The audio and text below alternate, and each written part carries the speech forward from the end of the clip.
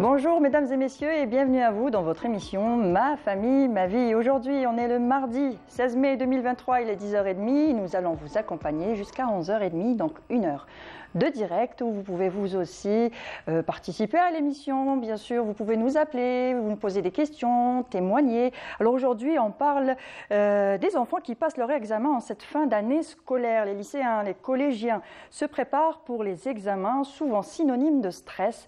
Donc le thème du jour est le suivant. Examen, comment gérer sans stress? On en parle tout de suite. Donc si vous voulez nous poser des questions, si vous voulez témoigner, une seule chose à faire, composez le numéro suivant, le 021 23 98 91, le 021 23 98 91. On se fera un plaisir de répondre à vos questions et recueillir vos témoignages. Alors un silence assourdissant, une feuille blanche, un crayon, pour seul compagnon des surveillants qui font les allers-retours dans la salle d'examen. Pas de doute, le baccalauréat, le brevet, les examens en général sont des épreuves stressantes et en plus du stress du candidat s'ajoute souvent celui des parents.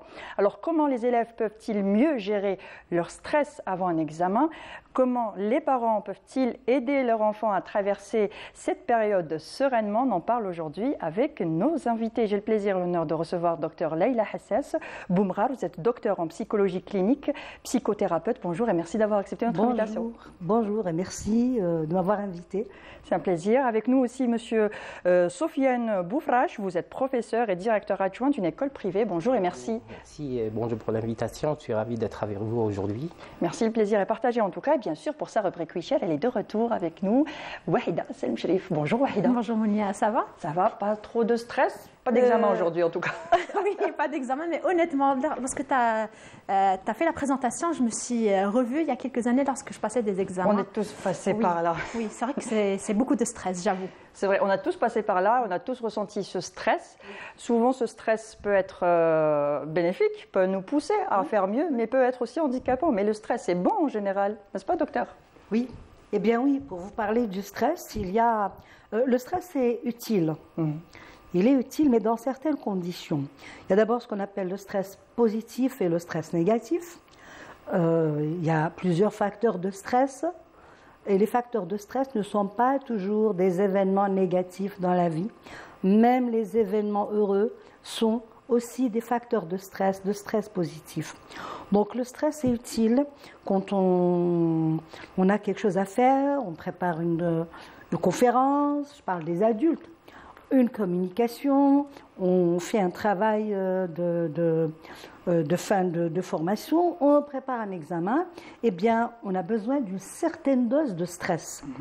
Une certaine dose de stress qui va nous pousser, voilà, exactement, qui va nous faire bouger, nous pousser à travailler pour un peu se soulager de ce stress. Mais le stress devient négatif et nocif quand il dépasse un certain niveau, quand ça devient un stress handicapant, un stress qui vous immobilise. Il y a des gens qui sont carrément paralysés par le stress. Là, évidemment, ça ne marche pas. Autre chose d'important, au-delà du stress, c'est aussi notre croyance par rapport au stress. Quelle est la croyance qu'on a par rapport au stress? Si on a la croyance que le stress est nocif, que le stress est mauvais pour notre santé, que le stress nous fait du mal, eh bien, on a ce qu'on pense avoir. Mais si par contre on pense que le stress peut être un facteur qui va nous booster, qui va nous pousser à aller de l'avant, ben forcément, on va bien gérer son stress. Je pense qu'on va en parler tout au long de l'émission. Exactement. Donc, oui. Voilà. Donc, faut avoir on va se dire que c'est du bon stress, c'est un booster, ça va nous permettre de nous dépasser et d'aller plus loin. Tout à fait, voilà. Tout à fait. Et professeur, donc, ou directeur adjoint, vous le ressentez souvent, le stress des enfants à l'approche des examens. Est-ce que ça se voit physiquement, ou ça se voit sur tous les élèves, ou c'est plutôt quelques-uns? Merci. Le premier défi pour nous déjà, c'est de pouvoir identifier le stress chez les enfants. C'est pas facile de voir si un enfant il est stressé ou bien non. Généralement, pour les enfants, à l'approche des examens, déjà on est dans une période d'examen. La première des choses qu'on remarque, c'est le matin. C'est le manque de sommeil. Les enfants ont un problème de sommeil. Ou bien ils ont mal dormi, ou bien ils veillent tard, ou bien ils dorment peu. Les révisions de dernière minute où je vais réviser, je ne vais pas dormir pour... Je ne vais pas dormir, ça sera en premier lieu. Deuxième remarque, on remarque aussi que les enfants sont un petit peu nerveux, un petit peu agités à l'approche des examens. On ressent encore une peur par rapport à l'examen. On remarque aussi des troubles d'alimentation chez les enfants. Chez nous, comme école privée, les enfants passent la journée dans l'école. Donc on remarque des enfants qui mangent peu, ou bien des enfants qui ne mangent plus. Oui. Et dans notre côté, il y a des enfants qui mangent beaucoup. Donc c'est un petit peu... C'est des signes de stress. D'un autre côté, il y a quelquefois des troubles physiques pour les enfants qui viennent se plaindre de douleurs de tête, de ventre, de musculation. Oui. Il y a même quelquefois des problèmes de respiration. Oui, c'est vrai, en général, le stress, ça nous fait comme une tachycardie, c'est ça, et ça nous fait respirer rapidement. On a le ventre noué, c'est des symptômes qu'on peut avoir. Il y a des symptômes qu'on retrouve effectivement qui sont dus au stress. Des fois, ça peut aller jusqu'à l'attaque de panique. Oui. Donc, la tachycardie, l'hyperventilation, les sueurs, ce qu'on appelle communément la crise d'angoisse. Oui. Ça peut aller jusque-là, mais ça n'est pas, Dieu merci, toujours le cas. C'est quand même des cas de figure. On ne reçoit pas à nos consultations des gens qui viennent avec des attaques de panique dues au stress des examens tous les jours, hein, oui. Quand même. Mais ça peut effectivement se voir. Et j'aimerais rebondir quand même sur ce que disait M. Boufarrache concernant l'hygiène de vie. Effectivement, je ne sais pas si on est déjà dans la gestion du stress déjà, si je peux en parler. Bien sûr. L'hygiène de vie au quotidien, c'est important aussi pour pouvoir savoir gérer ce stress. L'hygiène de vie, c'est important. Donc, il a parlé en premier du problème du sommeil. Après, les parents, ils viennent se plaindre pour dire, oui, mon enfant a des problèmes de concentration, il a des problèmes d'attention, de mémoire, et tout ça, on l'entend souvent de la part des parents, mais en réalité, ce n'est rien d'autre que, le plus souvent d'ailleurs, qu'une question d'hygiène de vie. En fait, les enfants, ils sont en classe de 8h à 5h en général. Oui. Ils sortent à 5h. J'ai vu des cas d'enfants. Il sort à 5h. Son papa ou sa maman vient le récupérer. Il n'a pas le temps de respirer. Il va direct au cours de soutien jusqu'à 21h, 22h. Et il rentre le soir. Déjà que les heures des repas sont complètement perturbées, chamboulées. Toute la journée jusqu'à 22h. Puis arrivé... Ah, il faut que j'aille réviser. Ah, j'ai des devoirs. Et donc, forcément, ils ne sont pas productifs parce qu'ils sont fatigués. Et quand on est trop fatigué, on n'arrive pas à dormir. Oui. Et pense... Surtout si on vient de passer toute une journée justement à l'école avec des professeurs qui nous apprennent des choses. Les cours. Et après encore des cours. Donc il faut peut-être avoir un petit moment de calme, de repos. Non pas un moment de répit. Oui. Non pas un moment de répit.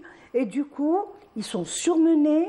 Mais comment voulez-vous qu'un enfant qui est aussi surmené, qui est sous pression, puisse se souvenir, encore heureux, qu'il se souvienne de son nom et du nom de ses parents? On ne parlerait pas pratiquement d'un burn-out chez un adulte, ce serait un burn-out. Oui. Ce serait limite un burn-out chez un adulte à travailler comme ça. Ils finissent par des surmenages, des accès dépressifs, des troubles d'anxiété, des troubles anxieux, etc. Mais, après on se dit, mais pourquoi il faut quand même revoir tout ça et se poser les bonnes questions, même en tant que parents, parce que les parents aussi ont leur part de responsabilité. Je pense qu'à l'école aussi, vous avez droit aux parents qui viennent s'inquiéter, qui stressent peut-être plus que les enfants. Sûr. Je reviens juste sur le point que Madame a évoqué. C'est la charge du travail, en fait, que l'enfant subisse. Les enfants ont peur de ne pas terminer, de ne pas être à la hauteur. Oui. Donc ça, c'est une cause du stress par rapport à l'examen. Il y a aussi, quand vous voulez, on revient sur les parents, c'est la pression sociale. Les enfants ont peur de ne pas être à la hauteur, de ne pas réussir l'examen. Les attentes des parents. Oui. Et surtout des parents. Et c'est ça le souci. J'ai beaucoup de choses à dire sur les parents. Ce que je vous propose, c'est de suivre d'abord un reportage de notre journaliste Yasmine Blihidja et on va parler des parents et un peu leur ouvrir les yeux, un peu les... J'ai beaucoup de choses à dire. Les calmer ça, aussi. Oui. D'accord, ça marche. Donc un reportage de notre journaliste Yasmine Blihidja, on se retrouve après. La peur d'échouer ou de décevoir son entourage sont les principales causes du stress chez les enfants scolarisés. En effet, se mettre la pression pour réussir peut faire l'effet inverse. Pour cela, la prise en charge à l'école reste nécessaire pour gérer le stress des élèves. Dans le cadre de préparation psychopédagogique pour nos élèves qui vont passer l'examen du BUM, brevet d'enseignement moyen, j'ai donné un ensemble de conseils pour permettre à nos élèves de gérer les différentes situations psychologiques pour atteindre un état d'esprit positif. D'un côté. D'autre côté, j'ai donné des méthodes et des stratégies pour une bonne réflexion, pour obtenir un niveau de concentration adéquat. Après chaque séance كل ما نولي للدار نحس روحي فيدي اي ميو شغل ما يحكمنيش ستريس زعما هذاك تاع لي دوفوار لي كومبو شغل ينحولنا على خاطرنا اي تو سا ونحسوا روحنا بيان. Je vous conseille d'assurer deux choses très importantes. Premièrement, assurer un régime alimentaire sain et un repos total. J'insiste à deux points. Premièrement, éviter de réviser la veille et le jour des examens pour donner une assurance pour le repos. Je le conseille de dormir tôt pour se lever tôt. Faire une séance de sport, de la respiration, notamment la lecture, sont les méthodes recommandées par les spécialistes pour réduire le stress causé par les cours, mais aussi les examens. Pour le stress, on a fait beaucoup d'activités, soit des activités culturelles, scientifiques, la lecture, les sorties, les séances de dessin, séances de musique, séances حصص استرخاء حصص de concentration au cours de toute l'année scolaire. Chaque mardi, on fait des séances pour نحو le stress. Par exemple, le mardi, on a une séance de sport, l'autre, on a dessin, musique, chaque fois كيفاش نبدلو باش نحو الخوف تاع l'examen اللي حنجوزوه. Les séances de préparation à nos élèves, nous considérons tous les mardis de chaque semaine, d'une moyenne de 2 heures par séance. C'est chaque semaine, durant toute l'année scolaire. Et ce n'est pas ces derniers mois ou à l'occasion des examens. Une panoplie de méthodes pour aider les enfants à gérer leur stress. Faire des sorties en famille, avec l'école, entre autres bien respirer, reste bénéfique pour l'enfant et l'aide à avoir de meilleurs résultats scolaires. De meilleurs résultats scolaires, c'est ce qu'on souhaite en tout cas pour tous les enfants qui passent leur bac, sans les stresser, calmement bien sûr, mais les parents ont tendance justement à l'approche des examens, à l'approche de cette période d'arrêter, on le disait pendant le reportage, d'arrêter toute activité extrascolaire, tout ce qui est sport, danse ou autre chose, musique, pour se concentrer juste sur les études. Et ce n'est pas forcément la meilleure des solutions, il faut permettre au cerveau de respirer, on va dire. Docteur ? Oui. Moi, je suis d'accord. Je disais tout à l'heure que j'avais beaucoup de choses à dire sur les parents. Non pas pour les blâmer ou les critiquer. Non, ce n'est pas le but. Pour ouvrir les yeux. Oui, tout simplement pour les conscientiser. D'abord, vous disiez qu'à l'approche des examens, ils arrêtent les activités. Non, dès l'année d'examen. Oui. Quand ils sont en année d'examen, cette année c'est le BEM, cette année c'est le bac. Donc tu oublies le sport, donc tu oublies le conservatoire, donc tu oublies. Et ils arrêtent pendant toute l'année. À cause de l'examen, ils arrêtent les activités récréatives que les enfants faisaient et qui sont d'une grande utilité, justement, qui vont les aider à reprendre leur souffle, à décompresser, à mieux gérer leur stress. Ça, c'est la première chose. Je pense que le stress, au-delà du stress des enfants ou avant le stress des enfants, c'est d'abord le stress des parents. Alors, ils ont fait des examens, des notes. C'est simple. Mais c'est une obsession qu'ils font sur les notes de leurs enfants, sur les bulletins. Ah, il a eu... Et il faut tous qu'ils aient des 18 et des 19.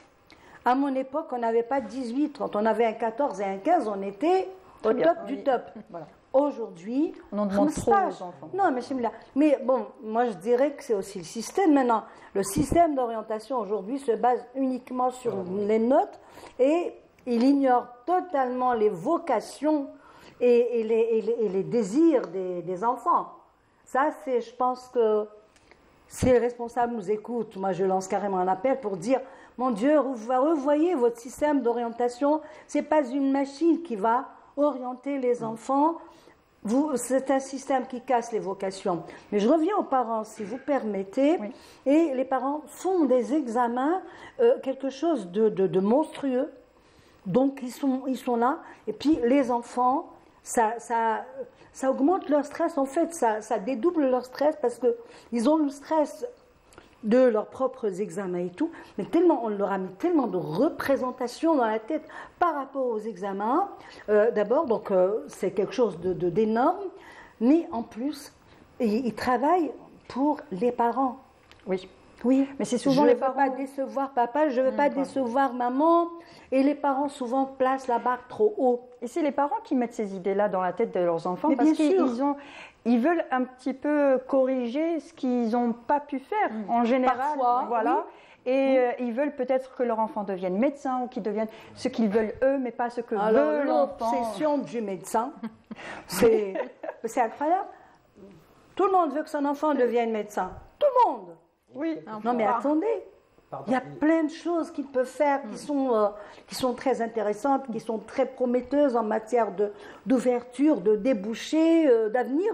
Mais presque tout le monde veut que son enfant devienne médecin. Et c'est une question de prestige ou je ne sais pas quoi. Et vous le remarquez avec les parents? Oui. Médecine. On sent que ce n'est pas les élèves qui vont passer l'examen, mais c'est les parents qui vont passer l'examen. Oui. D'un côté, il y a la pression de la note. Mon fils l'a eu mieux que combien il a eu par rapport. C'est par comparaison. Et les cousins et les cousines aussi. Voilà, c'est ça, c'est la famille, c'est la pression sociale. Donc, ce qui augmente le stress, c'est les enfants. C'est d'avoir une note, c'est pas juste avoir l'examen, mais avoir l'examen avec telle moyenne, même si on néglige les capacités de l'enfant. C'est pas tout le monde qui peut avoir des 20 ou des 19 ou 18. 13, c'est une bonne moyenne. 14, c'est une bonne moyenne. Oui. Avoir la moyenne, c'est une bonne moyenne. Chacun, c'est ça. Chacun ses capacités, on va dire. J'ai une gamine qui a eu elle était brillante. C'est une enfant, je dirais une deuxième Einstein, vraiment. Hein. C'est une HP, un haut potentiel. Et au BEM, elle a eu 17,68, je crois, ou 69. C'est magnifique. Vous savez quoi? Oui. Elle a passé 3 jours dans sa chambre enfermée à pleurer. Mais pourquoi 17, c'est une magnifique. Je m'étais fixée à un 19. Et du coup, je suis une ratée, je suis nulle. C'était horrible. 3 jours à pleurer enfermée dans sa chambre. Peut-être aussi les enfants placent leur estime de soi par rapport aux notes qu'ils peuvent avoir. Par rapport aux notes, parce qu'on a surinvesti les notes, aussi bien dans le système éducatif que je connais très bien, pour y avoir travaillé longtemps. On a surinvesti les notes, les parents pareil, et l'enfant n'a de valeur que par sa note. Et en fait, moi j'arrête pas de dire, attention, la note ne reflète pas les capacités de l'enfant. La note reflète ce qu'il y a sur la feuille d'examen. C'est tout. C'est le jour de l'examen. Moi, je vous parle d'une expérience. J'avais une élève, c'était une très bonne élève. Mais le jour de l'examen, elle n'arrivait pas d'avoir la moyenne. Un jour, elle était malade, le jour de l'examen. Elle a refait l'examen seule. Elle a eu une très bonne note. Mais c'était pas l'ambiance de l'examen. Voilà. Quand c'était pas l'ambiance de l'examen, elle arrivait. Mais quand c'était l'examen, elle était tellement stressée qu'elle n'arrivait pas à travailler. Mais heureusement qu'elle avait des parents un petit peu compréhensifs par rapport à ça. Mais justement, voilà, je vais rappeler le numéro de téléphone pour les parents, peut-être qui nous regardent. Alors aujourd'hui, on parle du stress des examens. Comment gérer son stress pendant les examens de fin d'année, le bac qui approche, le BEM aussi qui approche aussi. Donc, si vous voulez nous poser des questions ou témoigner, un seul numéro à composer, le suivant, le 021 23 98 91, le 021 23 98 91. Nous sommes ici à votre service. Alors, les parents ont tendance à comparer, comme on le disait il y a quelques minutes, donc à comparer entre la fratrie, comparer entre les cousins, cousines, comparer entre les amis. Ton ami a eu mieux que toi. Amis, exactement. Oui. Le meilleur, quel est le meilleur qui a eu, quelle est la meilleure note? Voilà. Il est à quelle position, mon enfant? On le dit souvent dans l'émission, il faut éviter de comparer parce que chaque personne est différente. Chaque personne est unique. Voilà. Chaque enfant est unique. Beaucoup de mamans disent, je vais le dire en arabe parce qu'elle le dit en arabe. Donc on essaie de leur expliquer que chacun est unique. Vous avez les doigts d'une main, ça sort de la même main, mais les doigts sont tous différents et pourtant ils sortent de la même source. Et chaque doigt a son utilité. Et chaque doigt a son utilité. Donc on explique ça aux parents, puis on leur dit respectez le rythme de votre enfant. Il y a des enfants qui sont comme des fourmis, par exemple. Ça, c'est important pour les révisions. Oui. C'est des fourmis, chaque jour, ils apprennent un petit peu, ils travaillent un petit peu. C'est depuis le début et c'est tous les jours. Il y a d'autres enfants, et j'en suis à un témoignage vivant, moi je fonctionne comme ça, et mes filles fonctionnent comme ça aussi, qui vont à leur cours, qui retiennent et tout, et qui ne préparent leurs examens que, en fait, la veille de l'examen. Moi, j'ai toujours préparé mes examens la veille. Alors, même à la fac, mes copains, copines, 15 jours avant, ils sont à la bibliothèque et tout. Moi, je suis là. Oui, mais dans ma tête, même quand j'ai fait ma thèse de doctorat d'ailleurs, j'ai écrite à la dernière. On me dit, mais tu n'as pas encore commencé la rédaction? Je leur dis, si, mais on ne te voit pas. Je dis, non, mais dans ma tête, les choses sont en train de se faire. Voilà. Je ne peux faire la chose qu'une fois que dans ma tête, elle est faite. Je parle de mon exemple pour dire aux parents, chaque enfant a son fonctionnement, a son rythme de travail. Tous les jours, dès le premier jour, ils révisent chaque jour un petit peu, comme une fourmi. Mais d'autres, non, n'ont pas besoin de tout ce temps. Ils retiennent, puis après, il suffit d'une lecture. Et c'est à la dernière minute. Et justement, en parlant de révision, souvent les parents, quand on finit une journée d'école, quand ils récupèrent leurs enfants, il y a une petite pause. Pour certains parents, il y a une petite pause goûter. Parfois même pas, pour passer les écrans, alors que c'est déconseillé aussi. Et ensuite, viens, on va revoir ce que tu as fait la journée. Est-ce que c'est une bonne solution de revoir pendant toute l'année, pendant toute l'année, on revoit ce que tu as fait la journée, on va réviser et on va pour essayer d'avancer où on respecte l'enfant. Comment on fait? Comment nous, en tant que parents, on peut savoir quel est le rythme de l'enfant, surtout quand il est jeune, et c'est pas de la fainéantise? Ça, non, moi je vous dirais que la condition, moi ce qui me pose vraiment problème, c'est cette histoire de cours parfois. D'abord, parce que si ce n'est que ça, moi je suis OK pour ça. D'accord. Mais les cours, alors j'en ai connu et j'en connais plein. Ils ont par exemple, pour les cours de mathématiques par exemple, ils ont 3 profs de maths. 3 profs, oui. Différents, bien sûr. Ils vont des cours de maths chez 3 profs différents. Physique, ils ont 2 profs différents. Ils vont faire des cours chez tel prof et d'autres cours chez tel prof. Ils sont tout le temps dans les cours. Moi, ça me dérange au plus haut point. Nous, de notre temps, on n'avait pas de cours. De cours de soutien. On n'a jamais eu les cours. On n'a jamais eu fait de cours et on a eu notre bac.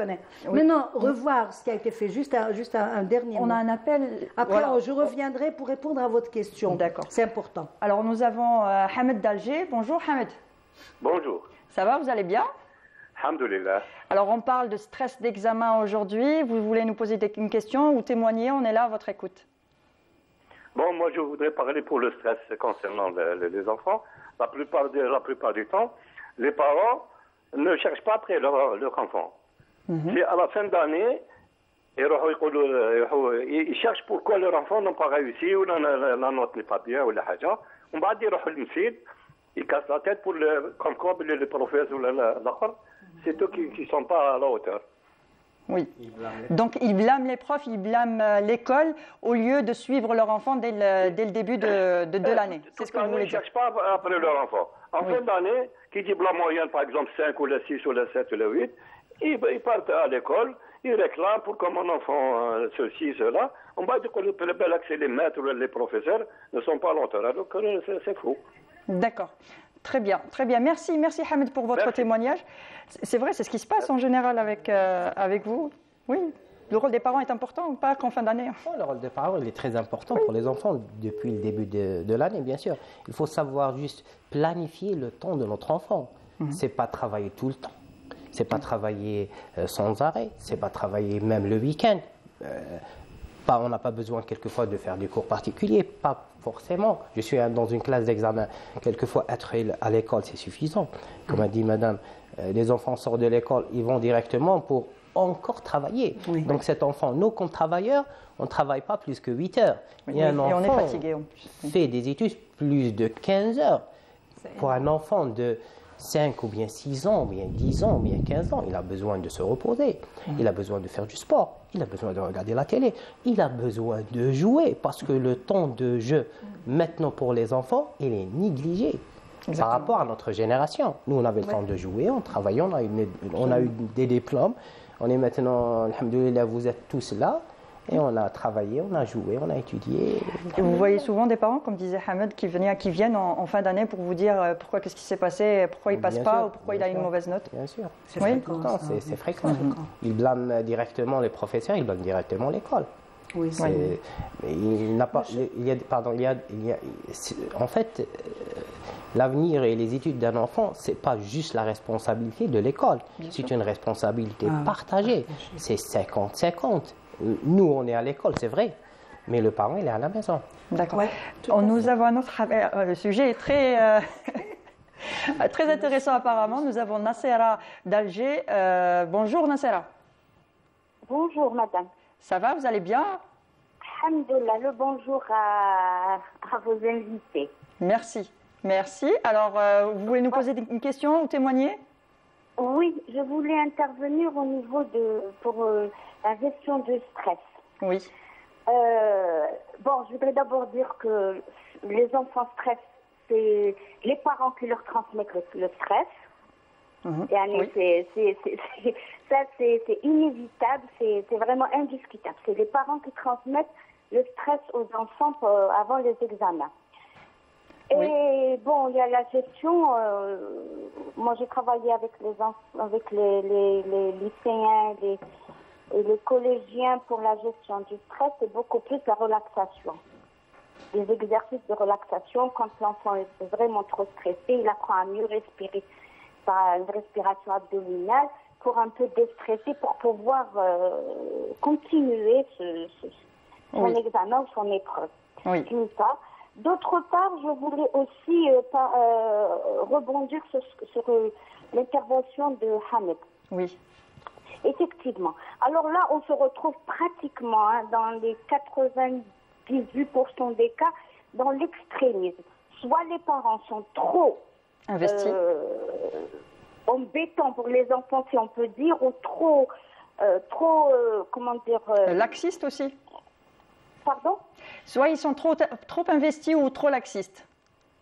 Voilà, c'est ça, c'est les deux extrêmes. Soit c'est vraiment pratiquement une démission, pas une démission, non, mais ils se disent quand arrive la fin de l'année, ils sont abasourdis par les résultats, ils sont abattus par les résultats. Soit ils sont vraiment sur la tête des enfants, en train de les stresser, en train de vraiment se demander qu'est-ce que vous avez fait, voilà ce que vous devez faire, non, l'enseignant n'a pas le droit de faire ça, il aurait dû faire ça, et ainsi de suite. Donc on se retrouve dans les deux, pratiquement dans les deux extrêmes, avec pratiquement tous les enfants. C'est à ce sujet que je voulais intervenir, et merci. Merci Nassera, merci pour votre intervention. Au revoir. Au revoir, bonne journée à vous. C'est vrai, soit ils sont trop, comme le disait Nassera, elle disait à l'instant, soit ils sont trop investis ou trop sur la tête de leurs enfants, comme elle le disait, ou laxistes, complètement laxistes, démissionnaires, et puis viennent voir l'école et pour dire non, c'est pas normal. Hein. Oui. Oui, non, moi je dirais que je verrais plutôt. C'est vrai, on a des parents qui sont un peu démissionnaires, mais quand il s'agit des études, quand il s'agit, je ne sais pas ce que va en penser notre ami, ils sont plutôt surinvestis. Des parents laxistes, on n'en voit pas beaucoup. Et en fait, laxistes peut-être dans le sens où eux ne font rien. Effectivement, ils exigent des enfants des résultats, ils exigent de l'école beaucoup de choses, et puis ils oublient qu'ils ont un rôle à jouer. Ça, effectivement, mais ils restent toujours exigeants. Ça, Je voulais quand même revenir à la question que vous avez posée tout à l'heure, en disant, quand les enfants rentrent de l'école, on leur dit, bon, il faut revoir ce que vous avez fait la journée et tout. Moi, je pense que ce n'est pas une mauvaise chose. Ce n'est pas une mauvaise chose, à condition, bien sûr, que l'enfant ne soit pas assailli par les cours et tout ça. Oui, si l'enfant arrive de l'école, après une journée, il arrive, il prend son goûter, il prend une petite pause d'1 heure ou d'1h30, il regarde sa série, quand c'est un ado, à jouer, à faire n'importe quoi. Puis après, oui, moi-même je l'ai fait avec mes enfants, allez viens, qu'est-ce que tu as fait aujourd'hui? On revoit. Ça permet effectivement de fixer les informations reçues dans la journée. Mais je vais lui dire, bon, tu vas apprendre tout ça, on va juste regarder, je vérifie que mon enfant a bien compris, qu'il a bien assimilé, est-ce que c'est clair, c'est bon, il n'y a pas de souci, s'il y a un souci, je lui explique. Oui, mais avec une attitude bienveillante aussi, bien sûr. Mais bien sûr, voilà, évidemment. pas ça, j'ai trop, dit, l'attitude des parents est très importante. Ils imaginent, bon, tu passes un examen, si tu as une mauvaise note, tu es nul, tu feras rien de ta vie. Si tu rates ton année, tu refais l'année, c'est la catastrophe. Oui. Tu échoues un examen, ça y est, tu as échoué dans ta vie. Qu'est-ce que tu vas faire plus tard? Oui, c'est des expressions qu'on entend. Et ce qui se passe, c'est que, en fait, ça, il faut le comprendre, je ne sais plus qui a dit, vos enfants sont ce que vous pensez qu'ils sont.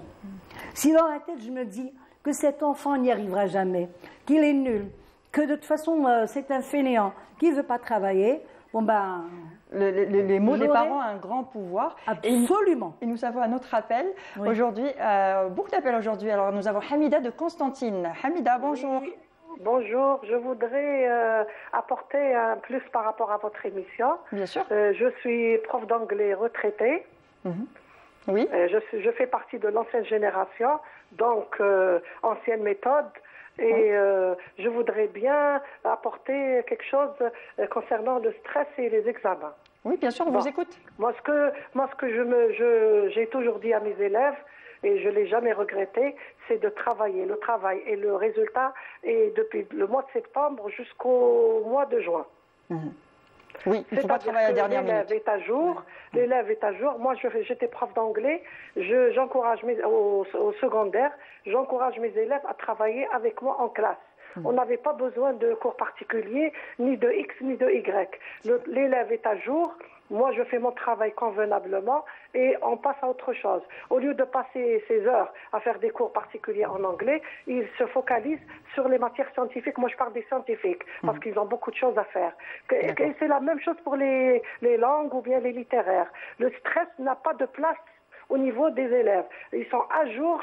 Ils travaillent, même un élève faible, j'arrive à le récupérer, c'est par rapport à la compétence et le sérieux du travail. Moi, je suis contre. Moi, c'est un avis personnel. Ce qui a bousillé tout ce qui concerne les examens et les élèves, c'est les cours particuliers, parce que les parents pensent que quand ils envoient leurs élèves, leurs enfants plutôt, aux cours particuliers, ils pensent qu'ils vont avoir un résultat. Or, c'est faux. Des fois, c'est de l'argent jeté par les fenêtres. Moi, je pense que le travail et le suivi doit être fait par rapport aux profs et les parents. C'est un travail mutuel, un travail qui se complète. Je n'y crois pas trop concernant les cours et je suis en retraite depuis 8 ans et je n'ai jamais fait de cours et je n'y crois pas trop.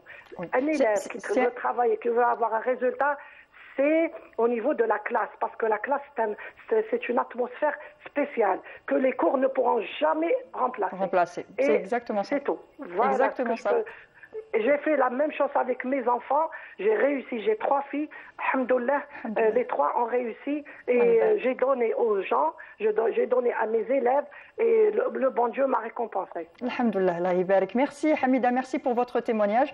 C'est vrai que les cours particuliers, on en a fait aussi une émission, si tu te rappelles Wahida, où on a parlé des cours particuliers et puis l'engouement qu'ont les parents à vouloir absolument faire des cours particuliers alors que des fois même à partir du primaire. Oui, exactement. Mieux que ça à l'université. Oui. Je connais des étudiants en première année de médecine qui prennent des cours particuliers. Quand j'ai appris ça, j'ai été... Comment choquée, je ne sais pas.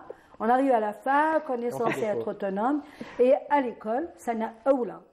Première année primaire, ils font déjà des cours particuliers. Mieux que ça, quand ils sont en presco ou au niveau des jardins d'enfants, des crèches, ben, des parents disent « Non, cette crèche, non, elle n'est pas bien. Oui, pourquoi ?»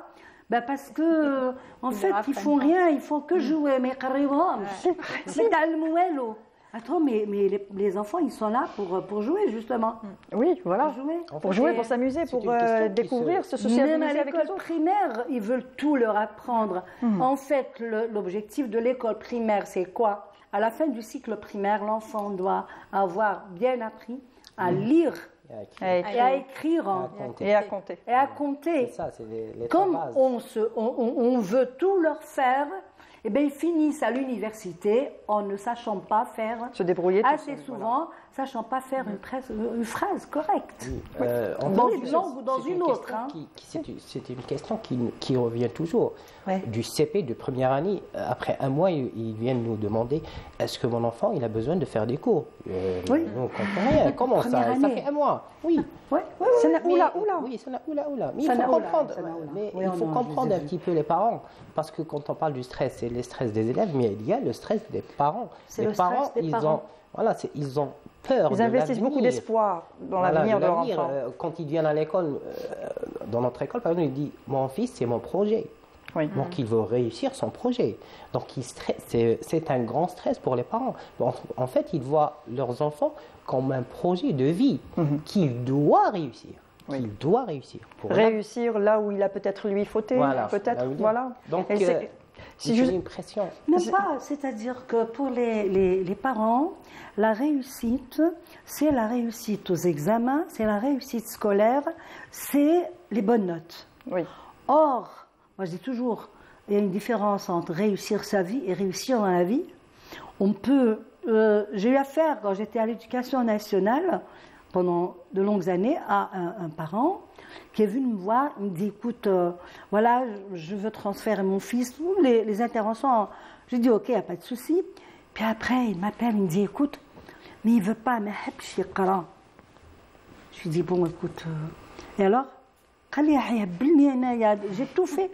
Je dis, est-ce que tu as pris le temps d'écouter ton enfant? Qu'est-ce qu'il veut faire de sa vie? Vous disiez, à juste titre, c'est leur enfant, c'est leur projet. Je lui dis, qu'est-ce qu'il veut faire de sa vie?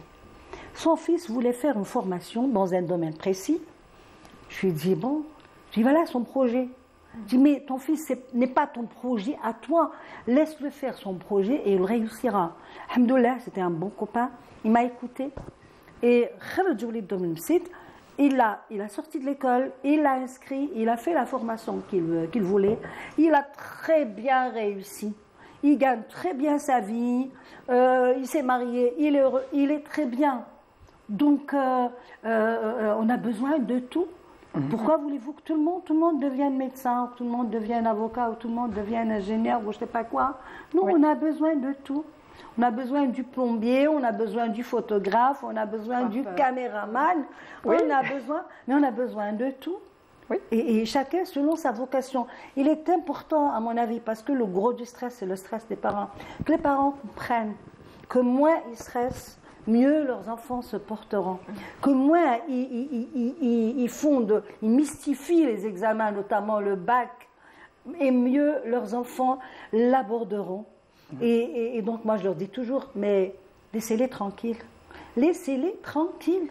Ils savent qu'ils ont un examen. Quand on arrive à 17 ans, on sait quand même, on a quand même un niveau de conscience. Et on passe aussi des examens pendant l'imtihanat, l'examen pendant toute l'année. Ils savent. Il y a le BEM aussi. C'est un examen important, donc, voilà. mais quand même. Donc ça, il faut quand même que les parents apprennent à gérer leur stress, à laisser leurs enfants un peu tranquilles, leur laisser le temps de se détendre, de se distraire, de faire des choses plaisantes, hein, en sachant une chose, les écrans. Oui. Les écrans, attention, attention, attention. Ça, c'est une catastrophe. Une catastrophe pour la santé, pour tout. Donc là-dessus, je pense, il faut consacrer une émission à ça. Justement, on a une émission qui est prévue le mois prochain par rapport aux écrans, surtout qu'avec les vacances, on a tendance à se retrouver tous face aux écrans quand on n'a pas grand-chose à faire. On en parlera tout à l'heure. On en parlera tout à l'heure. Un invité. Mais avec plaisir. Unique. Avec plaisir. Ah oui, oui. Parlons du stress le jour J, que ce soit les examens BEM ou les examens de troisième trimestre là, qui arrivent bientôt, BEM et bac. Comment aider son enfant, sans trop le stresser déjà, comment aider son enfant à passer justement cette période d'examen sereinement?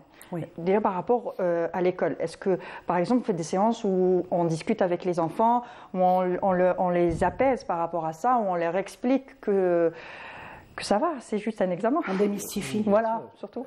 Moi, je parle au niveau de notre école.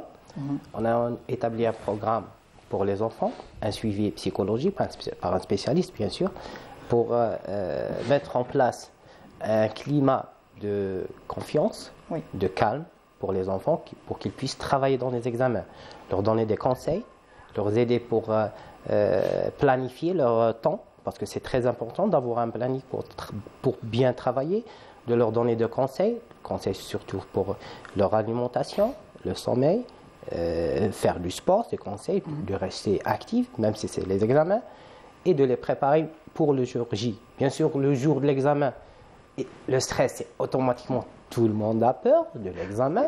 C'est pas facile, le jour J, quand on a le sujet, c'est pas facile de gérer ça. Mais le jour J, quand on est en classe, on leur dit que c'est juste un examen, que vous avez l'habitude de faire un examen, c'est quelque chose que vous connaissez, c'est tout ce qu'il y a dans l'examen, sur le sujet. C'est dans le programme, vous n'allez pas trouver quelque chose que vous n'allez pas faire. Donc ça met en confiance un petit peu les enfants. J'aimerais parler un peu par rapport à la gestion du stress des examens.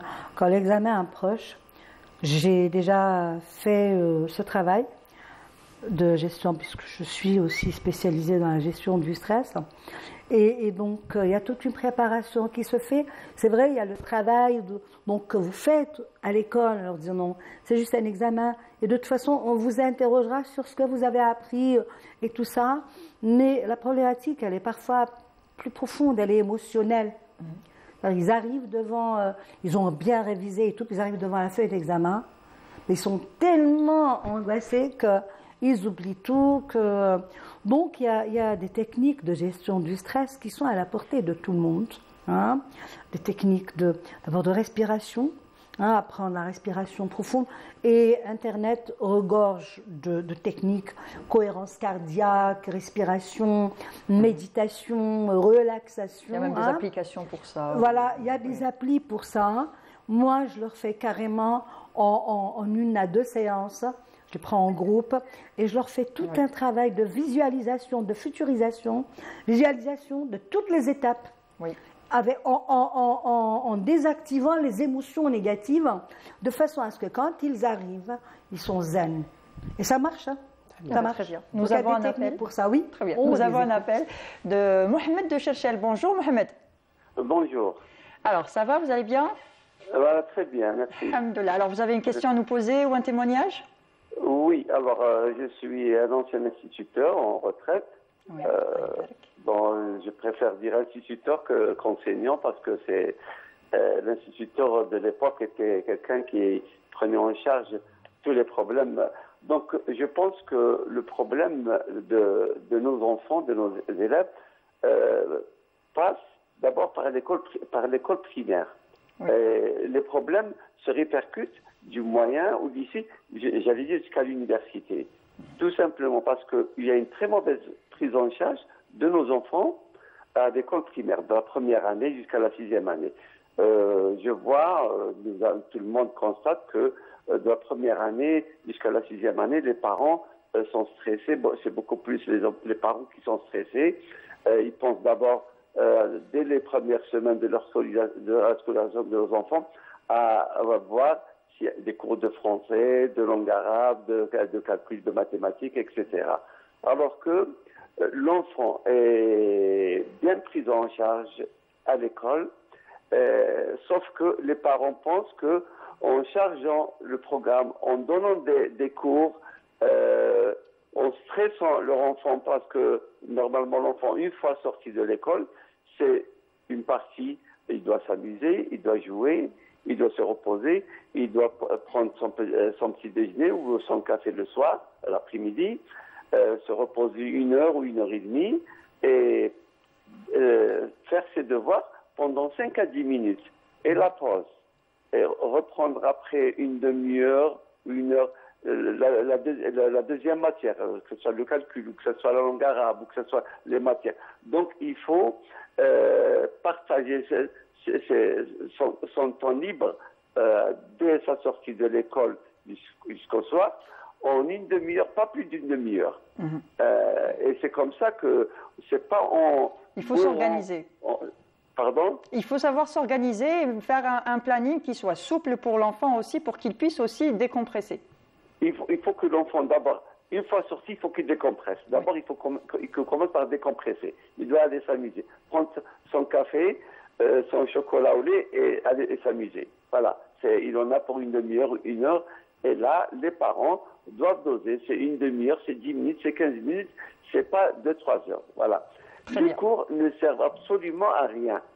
Oui. Parce que l'élève, d'abord les psychologues, les pédagogues, les enseignants, ceux qui ont fait le programme, il y a un dosage, c'est réfléchi, c'est vraiment réfléchi. Donc, il n'est pas nécessaire de donner beaucoup de surcharger l'enfant. C'est vrai qu'il n'est pas nécessaire de surcharger l'enfant. Voilà. Mais justement, c'est ce qu'on essaye de dire dans l'émission. On essaye d'ouvrir un peu les yeux aux parents, un peu de leur ouvrir aussi leur conscience un petit peu pour qu'ils arrêtent de stresser leurs enfants. Merci beaucoup, Mohamed, pour votre appel. Et je vous souhaite une bonne journée. Pardon. Juste une chose. Oui, voilà. Rapidement. Oui, rapidement. Juste une chose, et c'est à partir de là que l'enfant va aimer l'école, va aimer la scolarité et va aimer tout ce parcours jusqu'à l'université, en sachant, bien sûr, lui donner le temps de vivre à l'école. Très bien. Merci, voilà. Merci encore une fois, Mohamed. Merci beaucoup. Et il faut faire confiance aussi aux professeurs et il faut faire confiance à l'école. On n'a pas besoin de surcharger l'enfant. Il apprend suffisamment à l'école. Tout de suite, ce que je vous propose, on continuera après, c'est la rubrique de Wahida Salem Sherif Wisher. Et on revient après avec un petit dernier conseil pour finir cette émission. Le temps passe très vite. Wisher.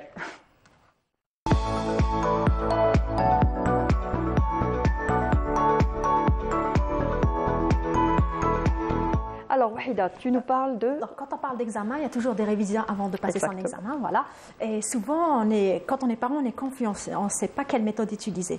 D'abord, on s'est tous réunis sur la même chose, c'est que dès que l'enfant sort de son école, il ne faut pas le mettre ailleurs. Donc, il faut avoir cette petite coupure pour que l'enfant respire, s'aère l'esprit, se repose, fait le vide de sa tête. À partir de là, aujourd'hui, je vais vous proposer des méthodes qui s'avèrent être efficaces d'après des recherches. Donc, avant de mémoriser un contenu, donc il faut bien s'assurer que le sujet a été compris. Donc on ne peut pas le faire apprendre si on n'a rien compris.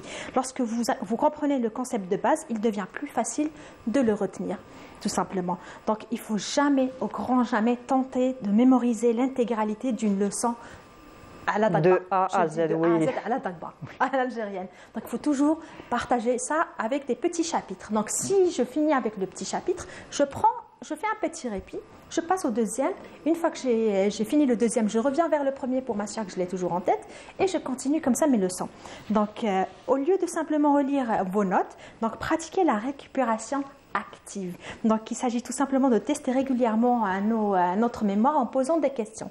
En fait, la mémoire, elle se travaille. Il y a des parents qui se plaignent, ils se disent « Oulidi ma yahfadj ma andouch la mémoire, j'ai du mal avec lui ». C'est normal si on ne lui fait pas faire travailler sa mémoire, il ne va jamais pouvoir retenir quoi que ce soit. Donc, il faut toujours jouer avec sa mémoire, faire des petits tests, c'est comme des petits jeux. Donc, j'apprends, et c'est l'erreur que souvent on fait, parce que moi-même je l'ai faite, c'est que dès que j'apprends sur le coup, j'oublie une semaine, 15 jours après, je me dis, qu'est-ce que je dois faire? Une fonction qui ne s'exerce pas s'atrophie. Exactement. C'est connu. Voilà. Donc, aussi, il faut réduire les concepts clés de chaque leçon avec des cours résumés, tout simplement. Donc, il faut écrire ou expliquer, en fait, faire un tout petit résumé, l'écrire, mais il ne faut pas se contenter de l'écrire sur un bout de papier et le cacher. Donc, quand je l'écris, je dois le raconter à quelqu'un, tout simplement. Ouais. Ou je le raconte à moi-même. Donc, je raconte mon résumé, parce que si je l'écris, j'essaie de l'apprendre, ça ne va pas marcher. En face d'un miroir, ça serait bien aussi. Oui, tout simplement. Donc, le fait de réorganiser les informations de manière concise et cohérente, donc cela va nous aider à garder cela en tête. Parce que quand on passe 8 heures à l'école, voire un peu plus, donc on a beaucoup d'informations, mais on sait plus, le cerveau ne sait plus quoi retenir. Mais si une fois quand je révise, je réorganise mes idées et j'essaie de bien les mettre au clair, je les mets courtes, concises, là, je ne risque pas de les oublier. Donc, par contre, il faut réviser fréquemment. Vous l'avez dit et je le redis encore une fois, il faut toujours réviser fréquemment. Parce que si aujourd'hui, il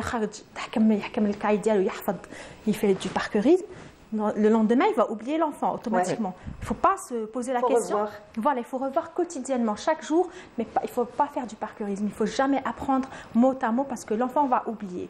On les voit le jour de l'examen. Il a pourtant appris le mois dernier sa leçon et c'est la même leçon qu'il va avoir un 0.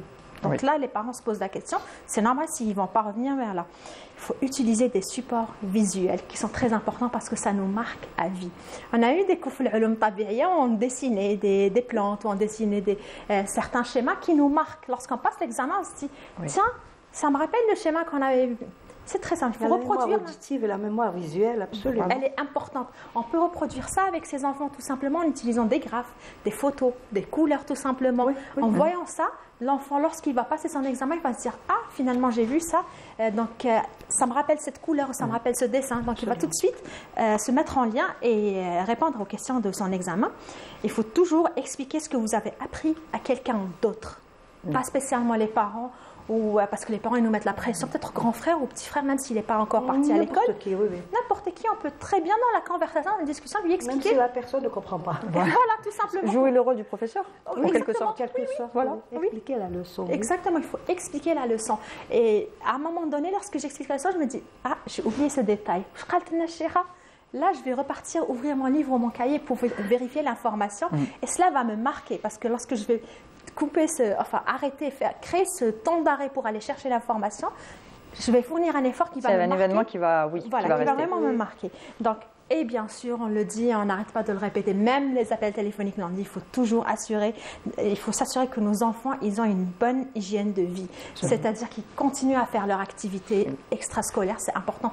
On le dit, on le redit à chaque fois, qu'ils mangent bien, équilibrés. Ils dorment assez, exactement. Pour pouvoir mémoriser. Voilà, le goûter se prend à la maison, à table et non pas dans la voiture en allant vers les cours particuliers. Oui, tout à fait. Voilà, il faut vraiment s'attabler avec son enfant, échanger avec lui et tout simplement faire une coupure et passer à autre chose. Moi, j'aimerais rajouter deux petites choses.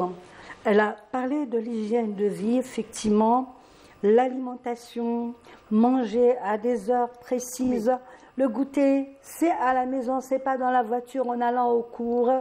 Ça, c'est la première chose.